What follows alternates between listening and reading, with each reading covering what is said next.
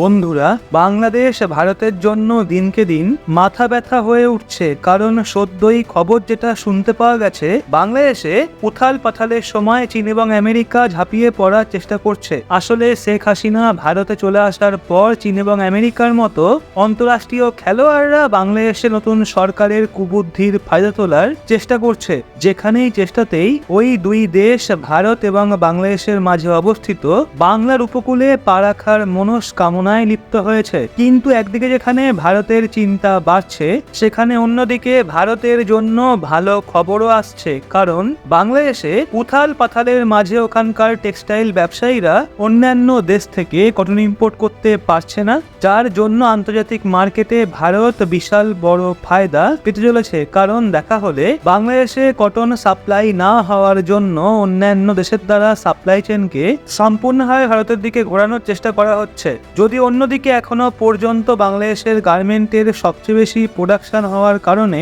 বিশ্বের সমস্ত দেশের চেয়ে বাংলাদেশ সবচেয়ে বেশি কটন ক্রয় করেছিল, যা থেকে ভারত প্রয়োজনীয়তার হিসাবে কটনের সাপ্লাই করতে পারছিল না। আজকের এই ভিডিওতে ভারত এবং বাংলাদেশ সম্পর্কিত এমন কিছু ইন্টারন্যাশনাল খবর আপনাদের দেব, যেটা ভারতের জন্য যথেষ্ট গুরুত্বপূর্ণ।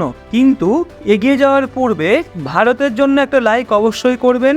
আসলে দেখতে গেলে বাংলাদেশে ক্ষমতার পরিবর্তন হয়েছে প্রায় 1 মাস হয়ে গেল, কিন্তু এখনো বাংলাদেশের অবস্থা ঠিক হওয়ার নামই নিচ্ছে না। হিন্দু এবং সংখ্যালঘুদের ওপর হওয়া অত্যাচারকে নিয়েও বাংলাদেশের নতুন সরকার অর্থাৎ মোহাম্মদ ইউনূসের পক্ষ থেকে কোনো প্রকার পদক্ষেপ গ্রহণ করা হয়নি, যার কারণে অর্ধেকেরও বেশি কোম্পানি এবং ফ্যাক্টরি বাংলাদেশে বন্ধ হয়ে পড়ে রয়েছে, আর সেগুলো পুনরায় চালু হওয়ার সম্ভাবনা দেখতে পাওয়া যাচ্ছে না। কারণ যেভাবে শুরুতেই বাংলাদেশের নতুন সরকারের কার্যকলাপ দেখা যাচ্ছে, এ থেকে এই বিষয়ের সম্ভাবনা খুবই কমে গেছে যে খুব দ্রুত বাংলাদেশের পরিস্থিতি ঠিক হবে। সেই জন্য বাংলাদেশের কোম্পানি এবং ফ্যাক্টরিগুলো পুনরায় চালু হওয়ার সম্ভাবনা দেখতে পাওয়া যাচ্ছে না। কিন্তু আপনাদের বলে রাখি, বাংলাদেশের এই অবস্থার প্রভাব কেবলমাত্র ভারতের ওপর পড়ছে না, বরং বিশ্বের বিভিন্ন দেশের ওপরও দেখতে পাওয়া যাচ্ছে, যারা নিজেদের বিভিন্ন কাজ বাংলাদেশের কারণেই চালাতো। আর গুরুত্বপূর্ণ কথা হলো, এই সমস্যার মধ্যেও ভারত একটা নতুন সুযোগ পেয়ে গেছে, যা থেকে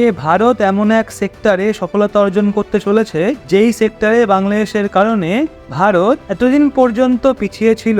আজকে আমরা কথা বলছি ভারতের গার্মেন্ট সেক্টরের, যেই সেক্টরে বাংলাদেশের কম্পিটিশন চলার কারণে ভারতকে পেছনে সরে আসতে হয়। কিন্তু এখন যখন বাংলাদেশের গার্মেন্টস এবং টেক্সটাইল ম্যানুফ্যাকচার করা কোম্পানির বেশিরভাগটাই বন্ধ হয়ে পড়ে রয়েছে, তার জন্য বাংলাদেশে কটনের ইম্পোর্ট অনেকটাই কমে গেছে। কেননা বেশিরভাগ গার্মেন্ট এবং টেক্সটাইল দ্বারা তৈরি যে প্রোডাক্ট ম্যানুফ্যাকচার করা হতো, তাতে বেশিরভাগই কটনের ব্যবহার করা হতো।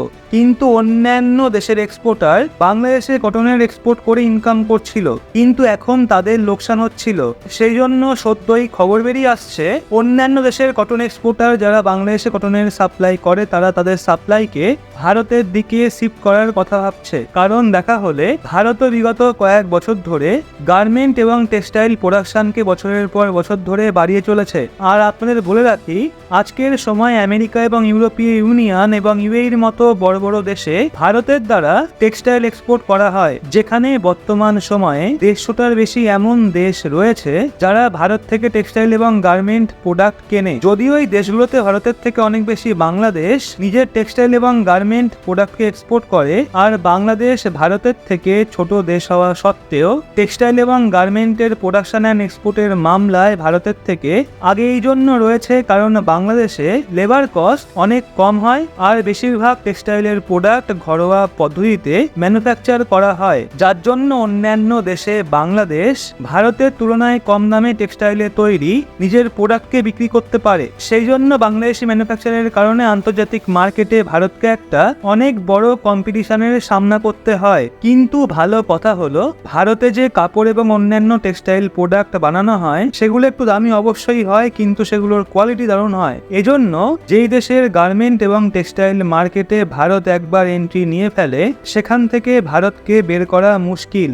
আর ওই সমস্ত মার্কেটে ভারতের কোম্পানিগুলোর বাণিজ্য দারুণ চলে। বাংলাদেশের মোটামুটি 50% ফ্যাক্টরি বন্ধ হওয়ার কারণে বাংলাদেশের দ্বারা এই দেশগুলোর সাপ্লাই চেইন মোটামুটি ভেঙে গেছে, যার জন্য এই দেশে ইন্ডিয়ান গার্মেন্ট এবং টেক্সটাইল প্রোডাক্টের ডিমান্ড অনেক বেড়ে গেছে, যার ফলস্বরূপ ভারতের কোম্পানিগুলোর কাছে আগের থেকে বেশি অর্ডার আসছে, যার জন্য ভারতে কটনের রিকোয়ারমেন্ট অনেক বেড়ে গেছে। আর এখন যেভাবে কটন এক্সপোর্টকারী দেশগুলোর মন ভারতের দিকে ঘুরছে, যদি তাদের দ্বারা ভারতে কটনের সাপ্লাই বাড়িয়ে দেওয়া হয় তাহলে ভারতকে বিশ্বজুড়ে বিস্তৃত টেক্সটাইল মার্কেটে তাণ্ডব চালানো থেকে কোনো দেশ আটকাতে পারবে না। আপাতত এমনটা মোটেই নয় যে ভারতে কটনের প্রোডাকশন হয় না, বরং কটন প্রোডাকশনের মামলায় ভারতের স্থান দ্বিতীয় নম্বরে রয়েছে। কিন্তু সত্যি তো এটাই, ভারতে এত বেশি টেক্সটাইল এবং গার্মেন্ট ম্যানুফ্যাকচার করা হয় যে এই সব কটন কনজিউম হয়ে যায়, আর আমাদের এর জন্য কিছু ক্ষেত্রে অন্যান্য দেশের ওপর নির্ভর থাকতে হয়। আপাতত এটা ভারতের জন্য খুবই ভালো খবর যে বাংলাদেশে চলা উথাল পাথালের কারণে আমাদের টেক্সটাইল ইন্ডাস্ট্রি গোটা বিশ্বের মার্কেটে আধিপত্য কায়েম করতে চলেছে। কিন্তু সেখানে অন্যদিকে খবর বেরিয়ে আসছে ভারত এবং বাংলাদেশের মাঝে বাংলার উপকূলে যেখানে ভারত এখনো অবধি নিজের আধিপত্য বজায় রেখে এসছে, ওখানে চীন এবং আমেরিকা পা রাখার জন্য হাত ধুয়ে লেগে পড়েছে। আর এটা ভারতের জন্য ভীষণ চিন্তাজনক বিষয় যে যেই বাংলার উপকূলে ভারতের আধিপত্য রয়েছে সেখানে চীন এবং আমেরিকার মতো বড় বড় অন্তরাষ্ট্রীয় খেলোয়াড়রা বাংলাদেশের বোকামির ফায়দা তুলে এই এলাকা দখলের চেষ্টায় রয়েছে, যেখানে চীনের উদ্দেশ্য তো পরিষ্কার বোঝাই যাচ্ছে যে তারা কিভাবে বাংলাদেশকে বিআরআই অর্থাৎ বেল্ট অ্যান্ড রোড ইনিশিয়েটিভের দরুন লোন দিয়ে বাংলার উপকূল হাতানোর জন্য নিজের জাল বিছাচ্ছে। বাকি ভারত বিপদকালীন সময়েও টেক্সটাইল ইন্ডাস্ট্রিকে যেভাবে হাতিয়ার করে তুলেছে তার জন্য কমেন্ট বক্সে জয় হিন্দ জয় ভারত অবশ্যই লিখবেন, আর ভিডিওটা লাইক করে অবশ্যই শেয়ার করবেন আপনার বন্ধু বান্ধবদের। আর এরকম লেটেস্ট ইনফরমেটিভ ভিডিও পেতে চোখ রাখবেন রহস্য বাংলার পর্দায়।